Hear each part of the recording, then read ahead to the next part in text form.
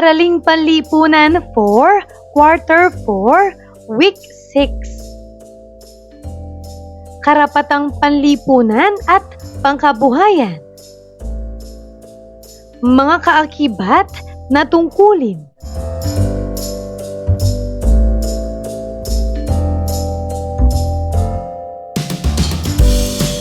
Matatag curriculum. Bansang makabata, batang makabansa.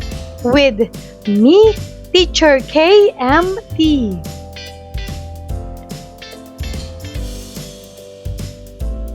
Magandang araw mga bata!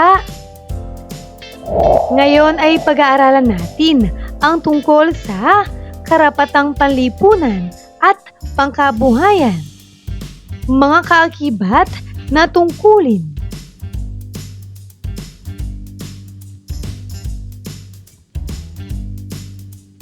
Mga kasanayan. Una, natatalakay ang konsepto ng karapatang panlipunan at pangkabuhayan. Pangalawa, natutukoy ang mga tungkulin ng karapatang panlipunan at pangkabuhayan. Pangatlo, naisasabalikat ang mga tungkulin kumikilala at nagsusulong sa karapatan, tungkulin at pagkakakilalang Pilipino. Unang araw. Maikling balik-aral. Gawain bilang isa. Pagtapatin. #matching type. Panuto. Pagtapatin ang mga pahayag sa Hanay B sa mga pahayag na hinihingi sa Hanay A. Hanay A. Hanay B. Para sa unang bilang, tungkulin ng mga mamamayan na ipahayag ang saloobin mula sa mga ipinapatupad ng gobyerno. Narito ang mga pagpipilian sa Hanay B. A. Karapatang magpetisyon. B. Kalayaang magsalita, maglimbag, at magtipon-tipon. C. Karapatang alamin ang ukol sa pamahalaan. D. Karapatang gumanap ng tungkuling pampubliko. E. Karapatang bumuo ng samahang hindi labag sa batas. Ano ang tamang sagot? Ito ay A. Karapatang magpetisyon. Pangalawa, tungkulin ng mga mamamayan na malayang makapagpahayag ng opinyon sa tama at maayos na paraan. Maaari rin maglibang at magtipon-tipon na walang nalalabag na batas. Ano ang tamang sagot? Ang tamang sagot ay B. Kalayaang magsalita, maglimbag, at magtipon-tipon. Pangatlo, ang mga mamamayan ay maaaring bumuo ng mga samahan na may adhikain na magpapaunlad sa kanilang organisasyon na walang nilalabag na batas. Ano ang tamang sagot? E. Karapatang bumuo ng samahang hindi labag sa batas.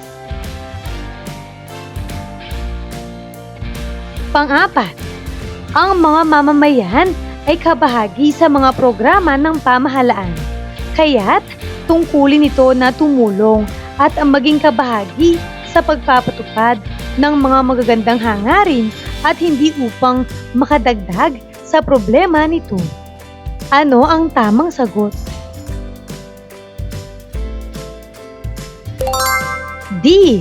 Karapatang gumanap ng tungkuling pampubliko. Panglima, tungkulin ng mga mamamayan na alamin ang mga tungkol sa pamahalaan, ang mga batas at programa nito, maging kung saan napupunta ang kaban ng bayan. Ano ang tamang sagot?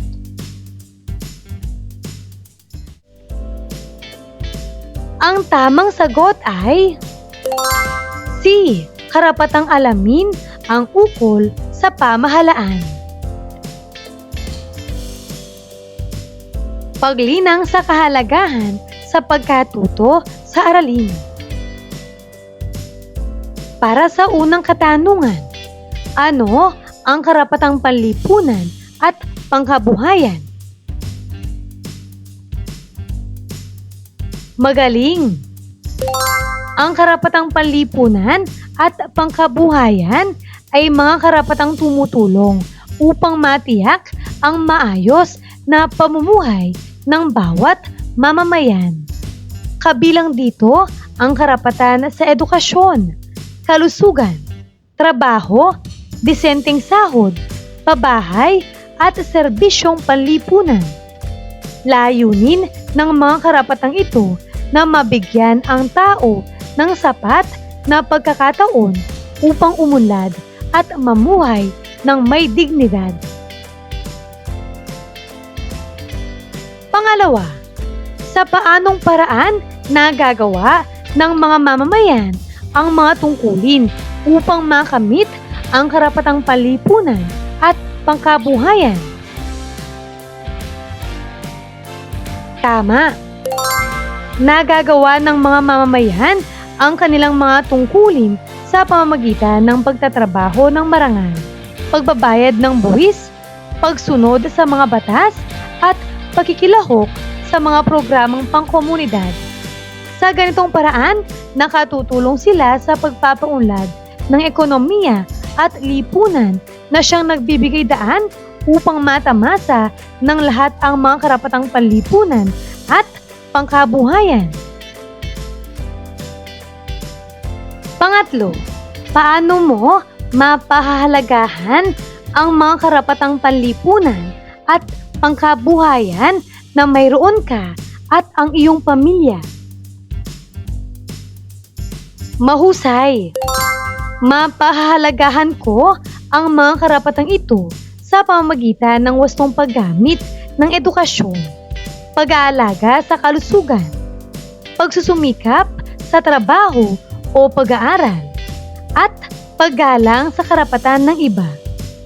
Mahalaga ring maging mapanagot at responsable upang mapanatili at mapangalagaan ang mga karapatang ito para sa aking pamilya at sa susunod na henerasyon. Paghawan ng bokabularyo sa nilalaman ng aralin. Gawain bilang 2. Jumbled letters. #ayusin mo ako. Panuto. Basahin at isaayos ang mga jumbled letters sa ibaba upang mabuo ang mga salita na naglalarawan sa aralin ito. Gawing gabay ang mga pangusap sa tapat nito. Para sa unang bilang. Ang mga usaping panlipunan ay mga bagay na may nalaman sa lipunan o mga katangian ng lipunan na nagbibigay pansin sa interes ng publiko. Ano ang tamang sagot?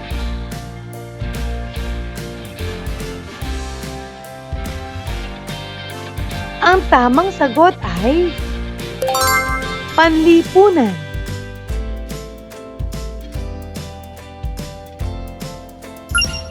Pangalawa, ito ay tumutukoy sa pinagkakakitaan o trabaho.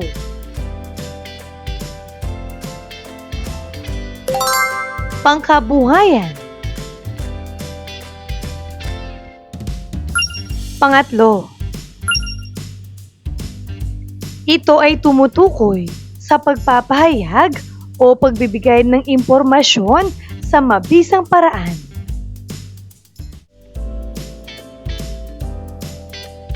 Ito ay komunikasyon.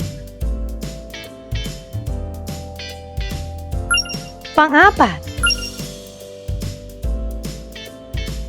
ito ay tumutukoy sa isang sistema na may relihiyosong mga saloobin, paniniwala at gawain.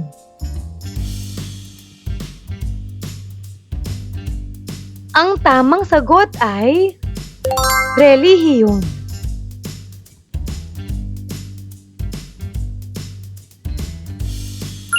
Panglima,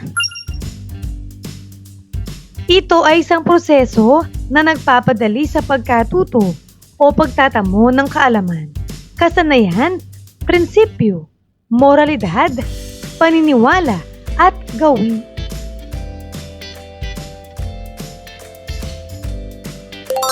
Edukasyon.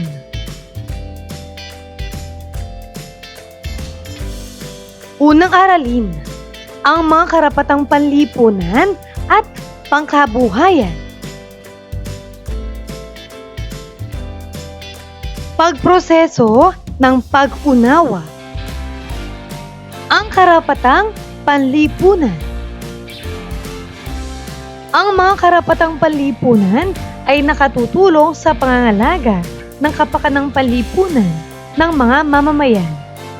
Kabilang sa mga karapatang panlipunan ang mga sumusunod. Karapatang panlipunan. Karapatang pumili ng relihiyon. Karapatang maglakbay. Karapatan sa lihim na komunikasyon. Ang karapatang pangkabuhayan. Ang karapatang pangkabuhayan ay tumutulong sa pangangalaga sa kapakanan ng kabuhayan o ekonomiya ng bawat mamamayan. Ang mga sumusunod na karapatan ay kabilang sa karapatang pangkabuhayan. Karapatang pumili ng propesyon o hanap buhay. Karapatan sa edukasyon. Karapatang bayaran ng wasto sa pribadong ari-arian na ginamit ng pamahalaan.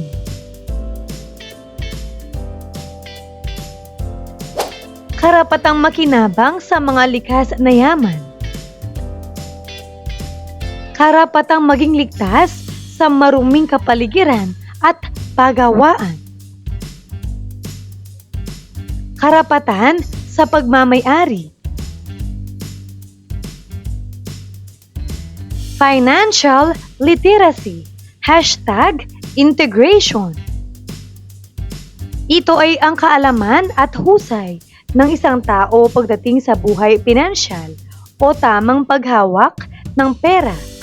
Kasama rito ang pag-unawa at aplikasyon sa buhay ng tamang pag-iipon, paggastos, pagbabudget at pag-i-invest para lumago ang pera at kayamanan. Ano nga ba ang financial literacy? Ito ang pagiging responsable sa paghawak ng pera. Ang financial literacy ay susi sa pag-abot ng inyong financial goals. Pagiging handa sa emergency at hindi inaasahang mga gastusin. Pag-iwas sa sari-saring fraud at scam.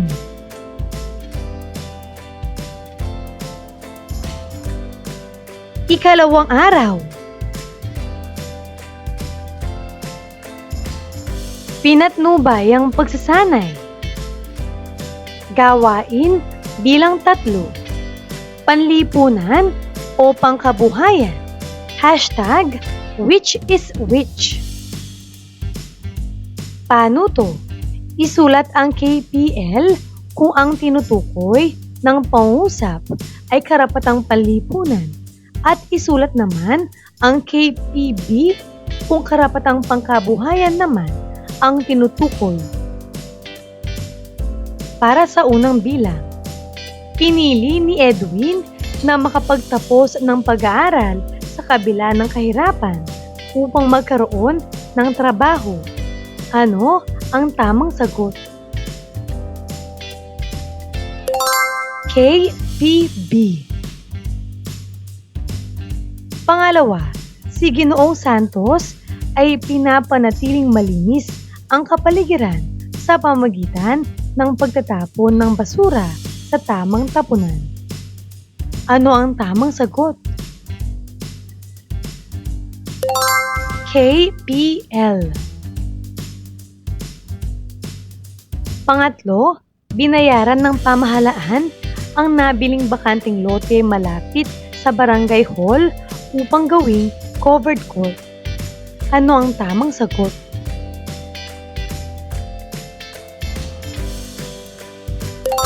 KPL.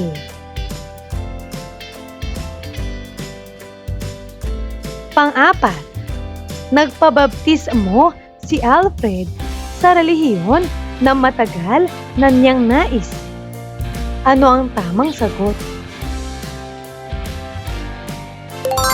KPL.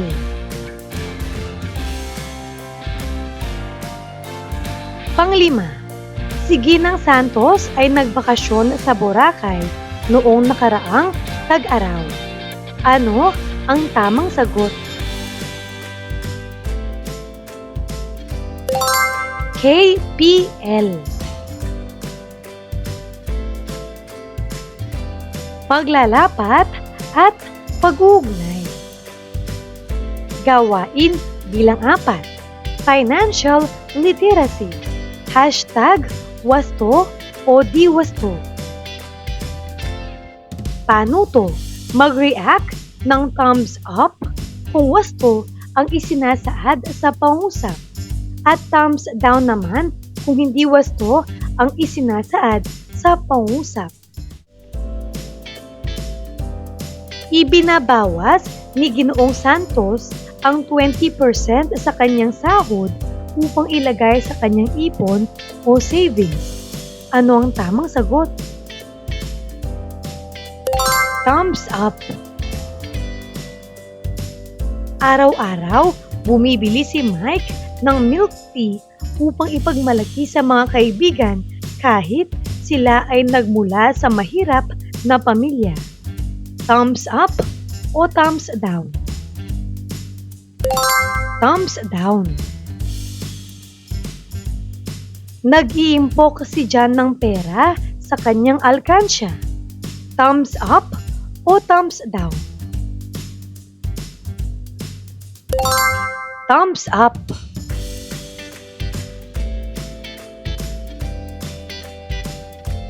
Ang pag-iipon ng salapi ay makakatulong sa mga oras na tayo ay may biglaang pangangailangan. Thumbs up o thumbs down?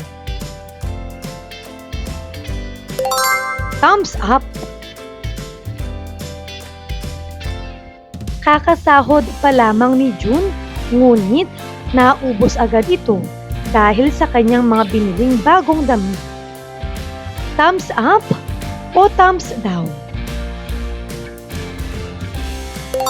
Thumbs down. Ikalawang aralin. Mga kaakibat na tungkulin. Pagproseso ng pag-unawa. Ang bawat karapatan na tinatamasa ng bawat mamamayan ay may kaugnayan na tungkulin na dapat gampanan.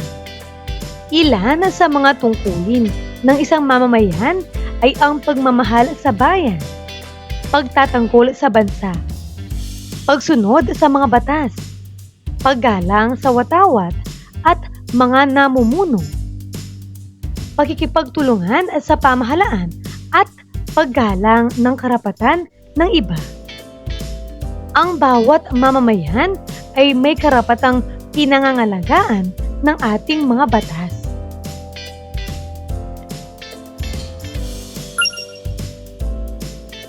Mahalaga mo ring maunawaan na may hangganan ang mga karapatang ito at may mga tungkulin din tayong dapat tuparin para sa sarili, kapwa at sa bansa. Dapat na maging responsable ang lahat ng mga mamamayan upang mapabuti at mapanatiling matiwasay ang pamayanan. Makatutulong din ang pagiging mapanagutan ng mga mamamayan sa pag-unlad ng ating bansa.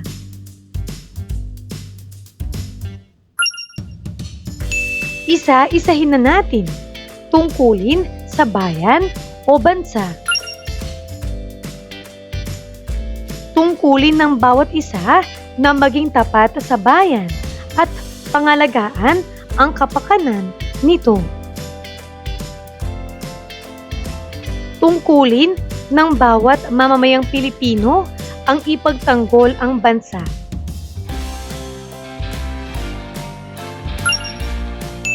Tungkulin sa pamahalaan. Tungkulin ng mamamayan na makipagtulungan sa mga programa at proyekto ng pamahalaan upang makamit ang pag-unlad.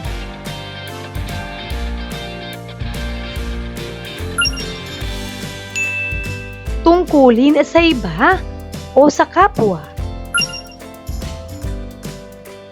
Tungkulin nating igalang ang karapatan ng iba. Tungkulin nating hindi gumawa ng mga bagay na makasisira sa kapayapaan at kaligayahan ng ating kapwa.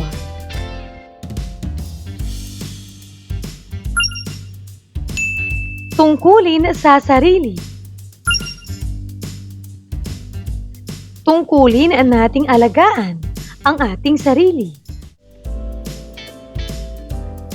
Tungkulin paunlarin ang ating buhay at pag-aaral.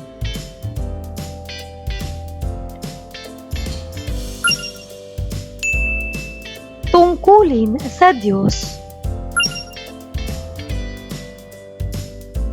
Tungkulin ng bawat isa na magpakita ng pagmamahal at pananampalataya sa Poong Maykapal. Tungkuling sumunod sa mga alituntunin ng inanibang relihiyon.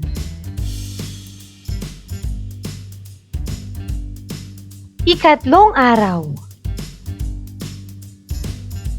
Pinatnubayang pagsasanay. Gawain bilang 5. Kaakibat na tungkulin. Hashtag, ano kaya ang mga ito? Paano to? Isulat sa sagutang papel ang mga kaakibat na tungkulin sa mga sumusunod na kalagayan. Para sa unang kalagayan, nag-aaral si Marvin at nasa baitang 4 na siya ngayon. Ano ang kaakibat na tungkulin nito? Magaling. Mag-aral ng mabuti. Pumasok sa klase ng regular. Sumunod sa mga patakaran ng paaralan. At igalang ang guro at kaklase. Pangalawa, si Alfred ay nahalal bilang sangguniang kabataang chairman. Ano ang kaakibat na tungkulin nito?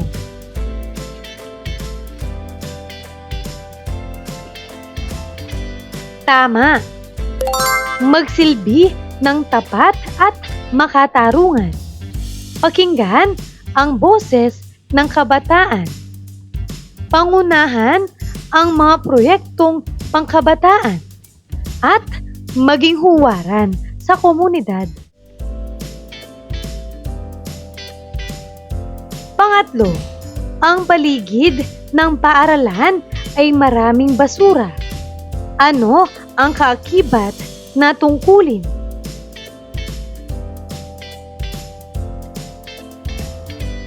Mahusay.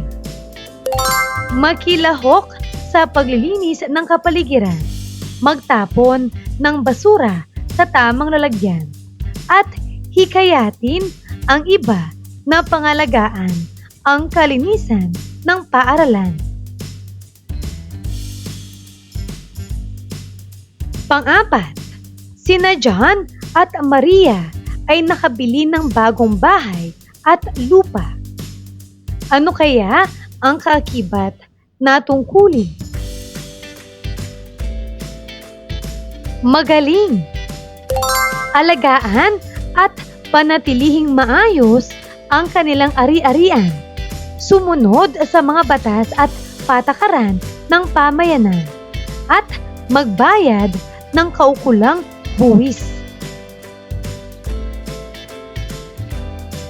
Panglima, si Maricel ay sinabihan ng sekreto ng kanyang kapatid. Ano ang kaakibat na tungkulin? Tama. Igalang ang tiwala ng kapatid at panatilihin ang lihim, maliban na lamang kung may panganib na maaaring idulot ito. Paglalapat at pag-ugnay. Gawain bilang 6. Tungkulin ko sa bayan ko. #social responsibilities. Paano to? Lagyan ng check kung ang tinutukoy sa pangusap ay nagpapakita ng tungkulin sa lipunan. At X naman kung hindi. Sitwasyon. Una, tumutulong ang paaralan sa Clean and Green program ng barangay. Ito ba ay social responsibility? Check o X? Check.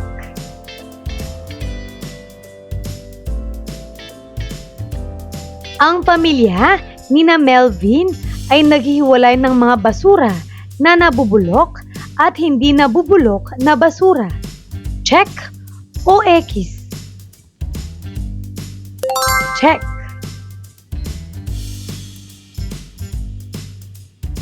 Hindi hinahayaan ni Aling Maria na maging marumi ang kanilang tapat, kaya't lagi siyang nagwawalis at naglilinis dito. Check o X? Check.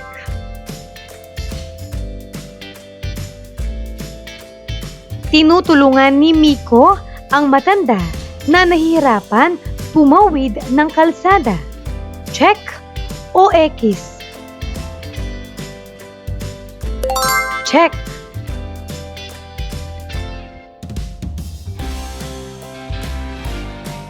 Sinusunod ni Rico ang mga babala sa kalsada sa tuwing siya ay nagmamaneho ng kanyang motorsiklo. Check o X? Check.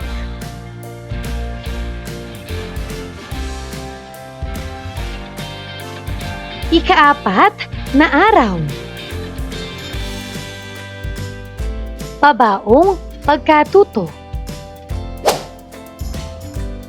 Karapatang panlipunan. Karapatang pumili ng relihiyon. Karapatang maglakbay. Para sa karapatang pangkabuhayan. Karapatang pumili ng propesyon o hanap buhay. Karapatang makinabang sa mga likas na yaman. Para naman sa mga kaakibat na tungkulin. Tungkulin sa bayan o bansa. Tungkulin sa pamahalaan.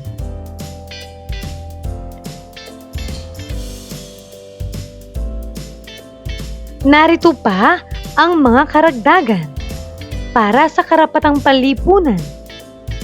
Karapatan sa lihim na komunikasyon. Para naman sa karapatang pangkabuhayan. Karapatang bayaran ng wasto sa pribadong ari-arian na ginamit ng pamahalaan. Karapatan sa edukasyon. Karapatan sa pagmamay-ari. At ang mga kaakibat na tungkulin. Tungkulin sa iba o kapwa. Tungkulin sa sarili. At tungkulin sa Diyos.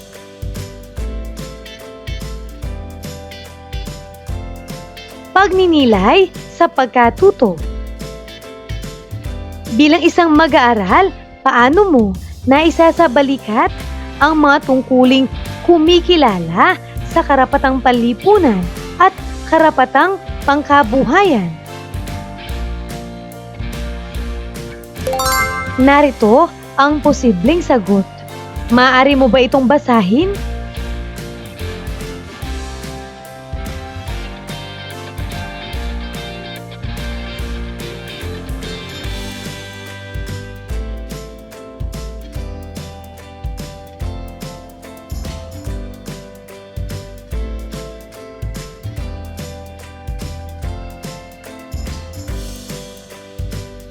Pagsusulit. Paano to? Basahin mabuti ang mga pangusap at piliin ang letra ng wastong kasagutan. Para sa unang bilang, pumipila si Sam sa botika bilang pagpapakita ng paggalang sa iba. A. Tungkulin sa bansa. B. Tungkulin sa iba o kapwa. C. Tungkulin sa pamahalaan. D. Tungkulin sa sarili. Ano ang tamang sagot? B. Tungkulin sa iba o kapwa. Nakikiisa si Elizabeth sa Clean and Green Program ng kanilang barangay. A. Tungkulin sa bansa. B. Tungkulin sa Diyos. C. Tungkulin sa pamahalaan. D. Tungkulin sa sarili. Ano ang tamang sagot? C. Tungkulin sa pamahalaan. Nag-aaral ng mabuti si Wendell upang makapagtapos ng pag-aaral at makamit ang mga pangarap sa buhay. A. Tungkulin sa bansa. B. Tungkulin sa iba o kapwa. C. Tungkulin sa pamahalaan. D. Tungkulin sa sarili. Ano ang tamang sagot? D. Tungkulin sa sarili. Hindi nakakalimutan ni Lilith ang magdasal upang magpasalamat sa mga biyayang natatanggap bago matulog. A. Tungkulin sa bansa. B. Tungkulin sa Diyos. C. Tungkulin sa pamahalaan. D. Tungkulin sa sarili. Ano ang tamang sagot?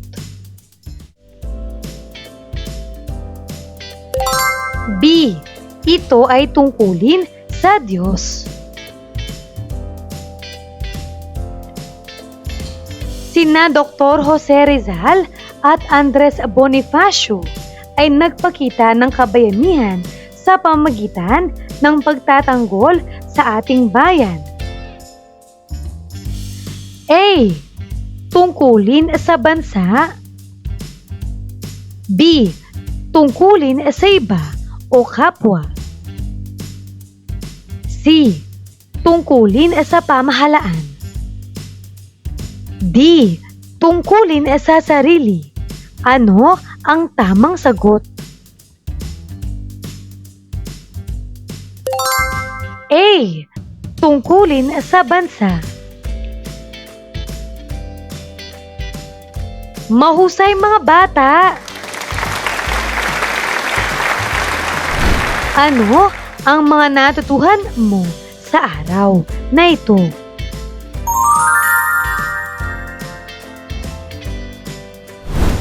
Ngayong araw na ito, natutuhan ko ang tungkol sa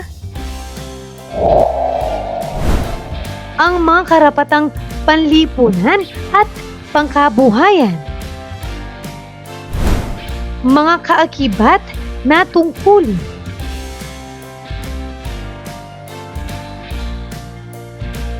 Maraming salamat sa pakikinig mga bata. Sana ay may natutuhan kayo. Huwag mong kalimutan, pindutin ang like, share, at subscribe.